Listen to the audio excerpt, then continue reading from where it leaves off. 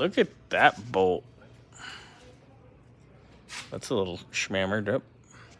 And the cotter pin is still in it. Yeah. Because I couldn't get it out.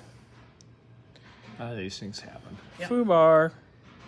So I'm guessing we'll just get a couple of new bolts for the bottom. Just on the safe side. Yeah, I can get bolts. I can even drill them for the cotter pin. Yeah, and just chase them with a fine thread. Yeah. Yeah. Scotty Awesome. just came over. I was working on the vet. He came over excited as shit. Woohoo! 3 bangs and it went pop. It's amazing 3 what happens when you bangs. have access.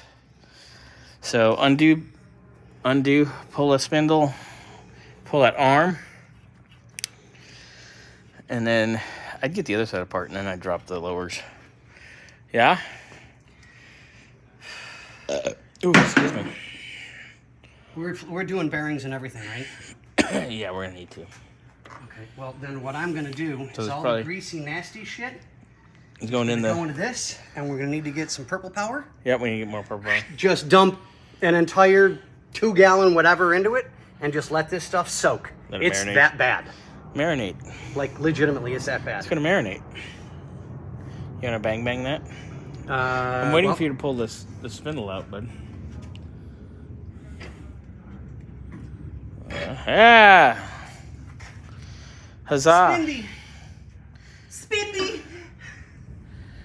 That's done. Ugh. Not terrible, but terribly scuzzy. Ew. Ew. All right, we'll get those apart. Fun. Now, Do you unsheath it?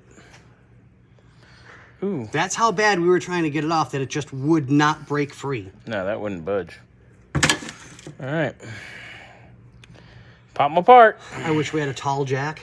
Ding, ding. I'd do the shock and pull the spring out right now.